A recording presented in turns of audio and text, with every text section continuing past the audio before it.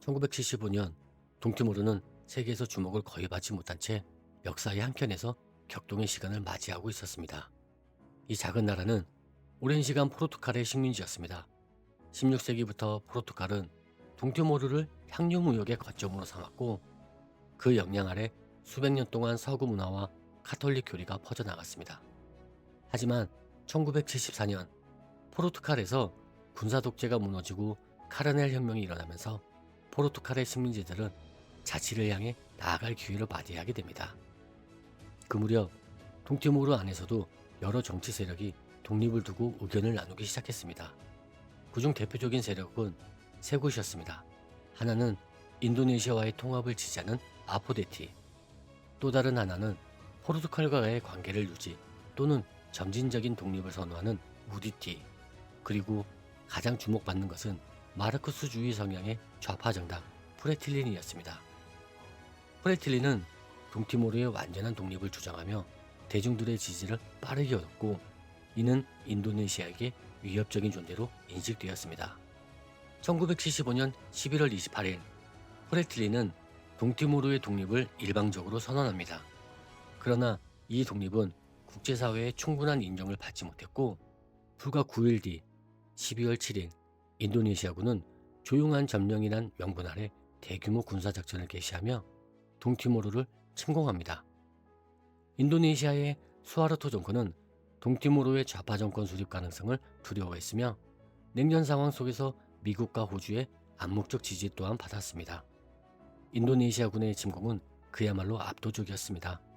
전차, 보병, 공중 폭격까지 동원된 대규모 침공 작전으로 수도 딜리는 빠르게 점령당했고 프레틸린 지도부는 산악지대로 피신해 게릴라전으로 저항을 이어갑니다. 도시 곳곳에서는 학살이 자행되었고 특히 민간인들이 집단으로 사살당하거나 실종되는 일이 반복되었습니다. 여성과 어린이도 예외는 아니었습니다. 이후 약 25년에 걸친 점령 기간 동안 동티모르 국민들은 끊임없는 고통과 희생을 감내해야만 했습니다. 인도네시아 정부는 수십만 명의 자국민을 동티모르로 이주시켜 현지 문화를 희석시키려 했고 포르투갈어와 카톨릭 신앙은 탄압의 대상이 되었습니다.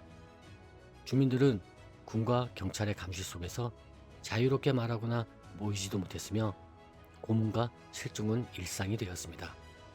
유엔 보고서에 따르면 약 20만 명 이상의 동티모르인이 사망하거나 실종되었으며 이는 당시 전체 인구의 3분의 1에 해당하는 수치였습니다. 그러나 절망 속에서도 저항은 계속되었습니다. 프레틸린을 비롯한 민족주의 단체들은 산속과 도시에서 게릴라전을 펼치며 저항했고 일부 활동가들은 해외로 나가 국제사회에 동티모르의 참상을 알리기 위해 힘을 썼습니다. 특히 주목할 인물은 주제 라모스 오로타와 비숍 카를로스 베로로였습니다. 이 두 사람은 외교적 방법을 통해 동티모르 독립을 전 세계에 호소했고 1996년에는 노벨 평화상을 공동 수상하며 세계 이목을 다시 동티모르로 끌어올립니다. 1991년 동티모르 독립의 큰 전환점이 되는 사건이 발생합니다. 바로 산타크루스 학살이었습니다.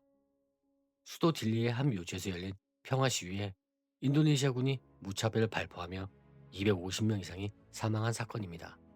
이 장면은 외국 기자들에 의해 촬영되어 전 세계로 송출되었고 국제사회는 비로소 동티모르의 현실을 직시하게 됩니다.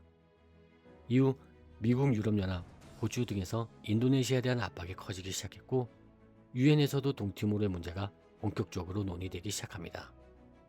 1998년 인도네시아의 수하르토 대통령이 경제 위기와 국민적 저항 속에서 사임하게 되면서 정세는 급변합니다.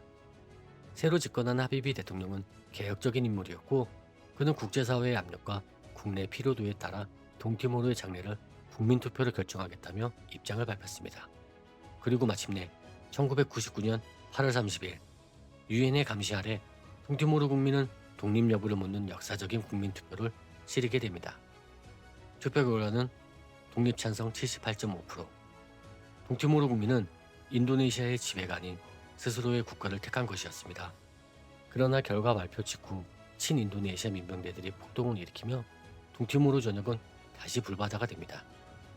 수천 명이 살해되고 도시와 마을이 불에 타올랐으며 수십만 명이 강제로 이주되거나 추방되었습니다. 이 상황을 막기 위해 국제사회가 개입하게 되며 오스트리아를 중심으로 한 다국적 평화유지군이 동티모르에 파병됩니다. 국제평화군의 진입 이후 상황은 안정되었고 2002년 5월 20일 동티모르는 마침내 공식적으로 독립국가로 출범하게 됩니다. 초대 대통령에는 독립운동의 상징이었던 샤나나 구스망이 선출되며 전 세계는 박수갈채를 보냅니다. 그러나 독립 이후의 길도 결코 순탄치는 않았습니다.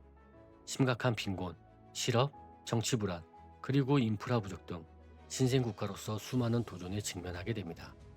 하지만 동티모르는 자신들의 고통스러운 역사를 기억하며 천천히 그러나 단단하게 미래를 향해 걸어가고 있었습니다. 수십만 명의 희생으로 딛고 일어선 이 작은 나라는 아시아에서 가장 극적인 독립 과정을 겪은 국가 중 하나로 기억될 것입니다. 동티모르의 독립은 단순한 정치적 사건이 아니라 억압과 침략에 맞선 민중의 인내와 투쟁이 상징이 되었으며 오늘날에도 인권과 정의를 말할 때 반드시 기억되어야 할 역사입니다. 이상 영상을 마치며 구독과 좋아요 부탁드리겠습니다. 감사합니다.